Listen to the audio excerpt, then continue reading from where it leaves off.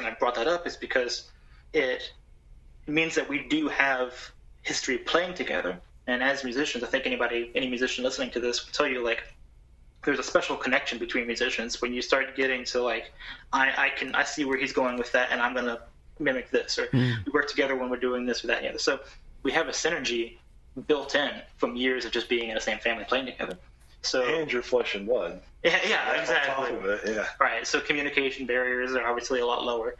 I actually really like it. I know maybe other people would not like working with family. I know some families don't get along that way, but for us it really works. I love it. My only main concern was bringing Joram in to see, because it was like, when we started, it was 3 Herrmanns and 1 Roubique, and I was like, this is going to be really weird for him to be like in a Partridge Family band and not be part of the family. Come on, get happy. Yeah, exactly. Yeah, but I have to say, you plugged in right away, and like you actually became part of the family. I know it's a cheesy thing to say, but it really is true. Like, it was never a problem. Right, I appreciate that, and I feel the same way. Yeah. That's kind of. I did tell Eric, I was like, as long as your dad's cool. but really, it's a joy for me to be at practice and then everybody be comfortable with one another. Largely because y'all are family. That makes it a whole lot easier. People aren't going to get upset over insignificant things for the most part.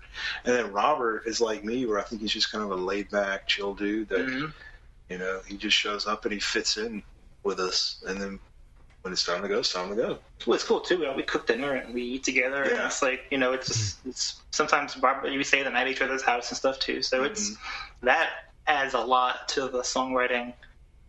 Maybe some people need distance, from each other to not be constantly on each other. But I like it. I think, to me, like I say, the communications barrier is like non-existent. So if we ever have an idea or any kind of disagreement, it's like solved, right away. So I love it. Do you have a studio or rehearsal space that you use? We use my house. I have. When I bought this house, the garage had already been turned into a room, so it's a relatively large room. It's an add-on to the house, but it's a relatively large room, and it's pretty much just big enough for the 5 of us, to fit our instruments and everything else too. Of course, I've collected instruments for a long time. I mentioned in my podcast with the park is there was a flood that destroyed a lot of my instruments, but I am rebuilding the collection. And Joram's cut some equipment too that you brought to us, so which helps out in terms of like getting mics and recording equipment and PAs and whatnot. So yeah, we're kind of doing it in a house. We don't have a proper designated space for it, but we're making it work. But I would say that it was an upgrade for me moving from Mike and Chase to you guys. Oh, they were literally in a garage. Yeah, we were. And I don't even know if you call it a garage. It was. It was like a lawnmower garage, like a really tiny one. Oh man. And of course, when I met with them, it was in the dead of Louisiana summer, and we're in this garage, and that poor window unit could not keep up. So I'm like trying to sing as good as I can, drenched in sweat, just burning hot. So at least now we're in air conditioners and fan. Well, artists, I think across the board, not just musicians, are a pretty tenacious group of people, and a lot of times, like, they'll make it work. I know filmmakers go some way, somehow. Oh yeah, they could. They make crazy sacrifices, driving long distances and being out in the rain or whatever it has to do. So playing in a garage is like not uncommon. It's pretty. No, that's for sure. So it's a little bit of a luxury to be inside in the AC now. Oh, absolutely, yeah. Has the band performed in front of an audience yet, or are you looking for gigs? Not unless you count putting songs on the internet and letting people listen. But not like at a gig. Well, we took it slow. Like, that was when we started the band, especially coming off of our experience with Chase and Mike. We talked right away about, like, taking it seriously and having, like, a designated practice time and having a designated, like, this is when we practice, we're going to play these songs until we get them right, and so on and so forth. So we wanted to add a lot of structure to it. And part of that structure was knowing, like, when to be ready to bring it live. We didn't want to be naive. Practice twice and start looking for gigs. We don't. So we, even though it's been a long time with us having not performed live, a lot of that was by design. So we are at the point now where we're actually looking for gigs. As of like last week and the week before, we really started hitting the pavement. We had 2 opportunities, and unfortunately, one opportunity, I'm going to be on vacation in Disney World the day that they wanted us to play. So just bring the band with you, man. I know, yeah. So yes, technically speaking, we have had our first gig, but unfortunately we had to reject it. So coming soon. And I'll say this too. I think even though we're looking forward to performing, we're looking at this venture as more long term. Yeah, long term. And as us, if we're going to put forth a product, a song, a show, we want it to be enjoyable. We want it to be good. We want to have our T's crossed and our I's dotted. We don't want to just get on stage and be sloppy and just be like, man, of course not.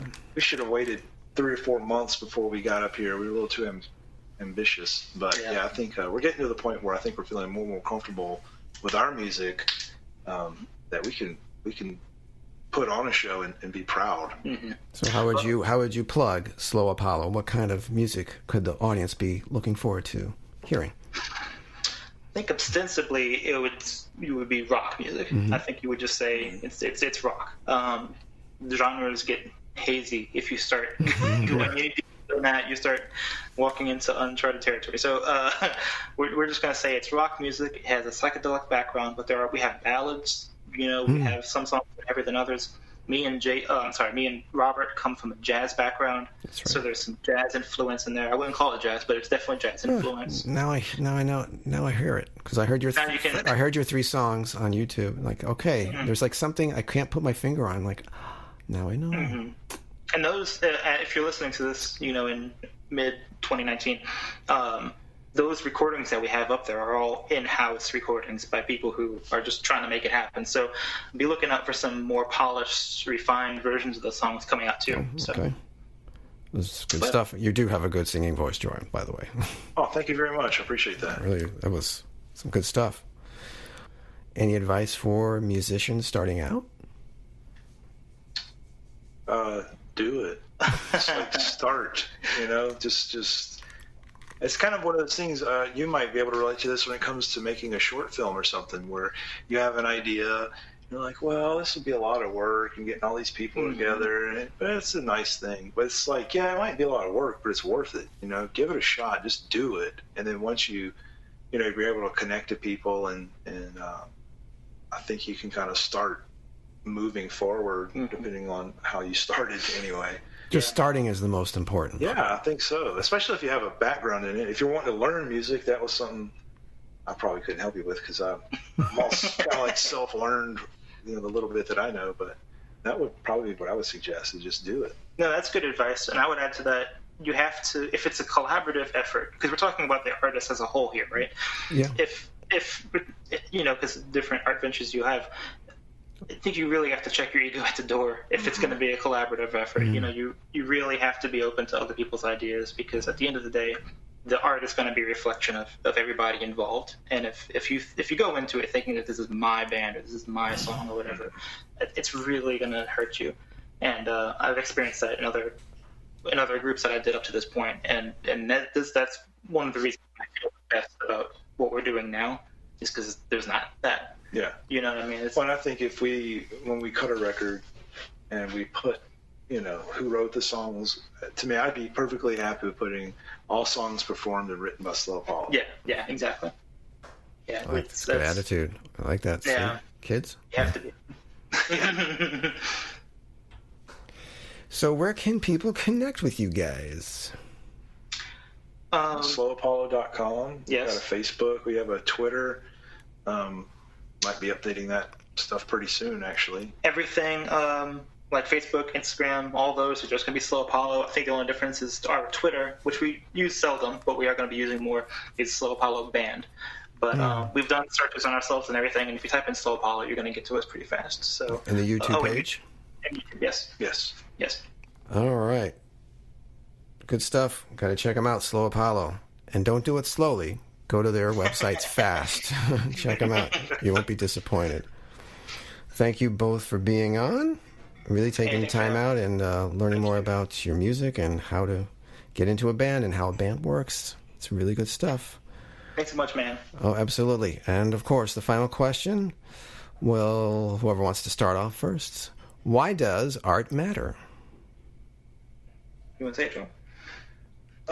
Man, that's That's a deep question.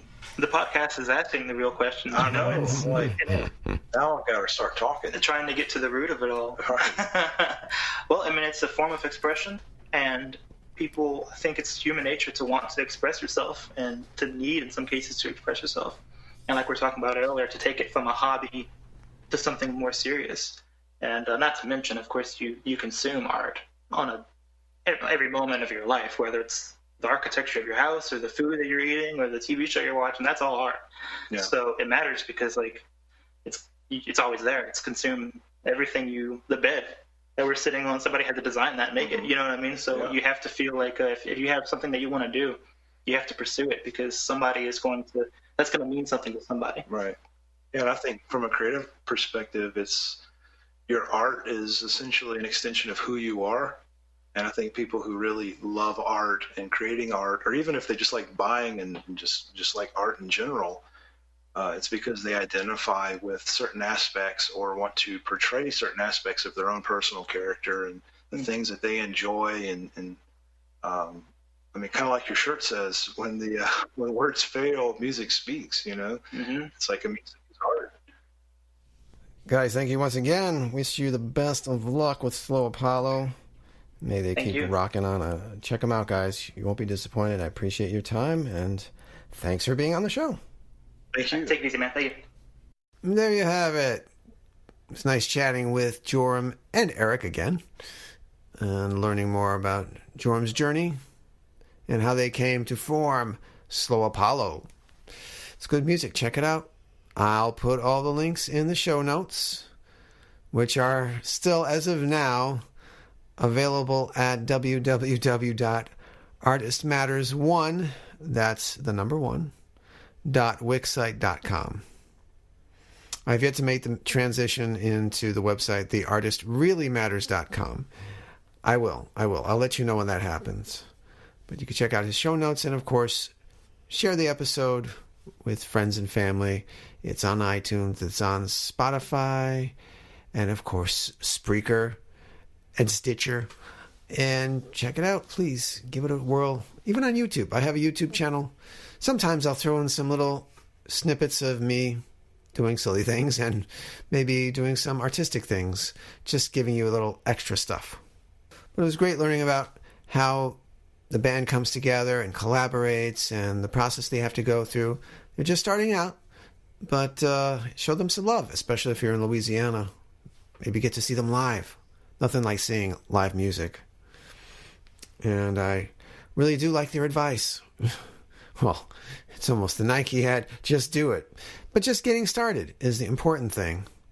I knew when I started my movie, The Park, I said, okay, I got this idea. Let's get the ball rolling. The first thing I need is an actual park. Found it. I said, okay, now I need to find a place to do auditions. Asked my pastor at my church, and he let me use the church. Well, I need a camera guy, and I put an ad out on Craigslist and found him. And okay, I need actors, so I set up an audition page, and people responded, and I had auditions and found my actors. So see, just getting started. You may have that thing, well, who am I to start something?